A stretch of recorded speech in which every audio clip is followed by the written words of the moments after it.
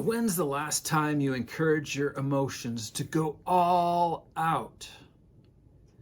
Top of the morning to you. Yesterday we talked about emotions sometimes being captured as our identity, that we need to be that emotion because we've labeled it. We've said, I am mad, I am sad, I am joyful, I am happy, I am. That am says, this is my identity. Rather than saying, I feel sad, I feel angry, I feel stressed, I feel anxious, I feel depressed. Separating it that way keeps it away from our identity and makes it easier to replace. When we am something, we am gonna hold on to it. We're gonna grasp it. We've taken it on. That's our identity. I am angry. Or my least favorite statement of the world, okay, there's probably a whole bunch of them, but that's the way I am. That's like accepting an identity that's, you know, and the people around you know, isn't in good alignment with goodness, with kingdom building, with the world. So the question at the beginning was, when's the last time you encouraged your emotions to go up and elevate and get out of control? Probably when you're happy, when you're feeling happy, when you're feeling joyful, when you're feeling glee. But we talked about those emotions yesterday being information. And if they're not our identity, they can sit right next to us. And we can have coffee with them or tea with them. We can close our eyes and get into a spot with that emotion that says, okay, get angry, be angry. Where are you from? What's important about this? You can ask and probe it with tons of questions about what is this emotion about? One of my coaches, colleagues in the past has really said, sit in that emotion, feel it inside of you and make it feel bigger. And when it's not our identity, we can do that safely and let it just fill the space, fill the mind, fill the feelings.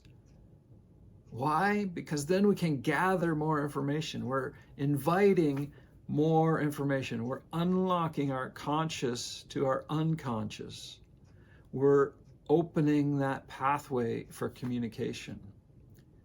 So removing our emotions from our identity and then turning them into a friend that we can sit down and have coffee with.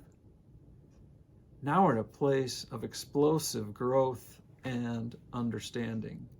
We're able to take those emotions and process them through the Holy Spirit, through God, through our spirit, through our conscious and unconscious. We can invite more out of our unconscious. Our unconscious captures everything, but our conscious only catches little bits of every piece of information that bombards us. And our unconscious will block that in and stow it away, thinking we can't handle it. When we sit down with an emotion, a feeling as a friend, we can invite the unconscious to say, I'm here to look at that uncomfortable feeling and the causes and the sources of that feeling. So let them go. Let them out. Let me process it. Let me move to a higher level of understanding myself, of loving those around me, of creating stronger relationships, a stronger self, a love for self, and a love for God.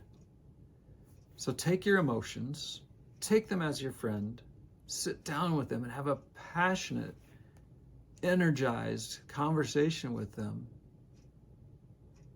to give yourself clarity, to give yourself peace, to be able to set that emotion aside. I hear all the information you've given me, and I'm okay with that. And this is what I'm going to feel now. I can set that aside.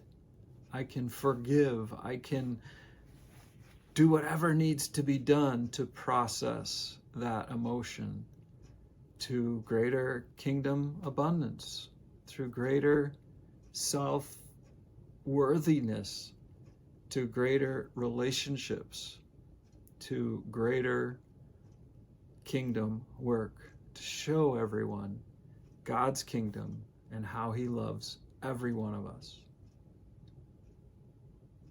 If you're interested in conversations like this, join me on Tuesday at 11:30 a.m. Central for a Kingdom Family Leader Roundtable. Just a half-hour chat about what's our biggest challenge, what's our biggest thankfulness or gratefulness, and then we just talk into that. Support and love each other. Iron sharpens iron for Christian men. You be blessed.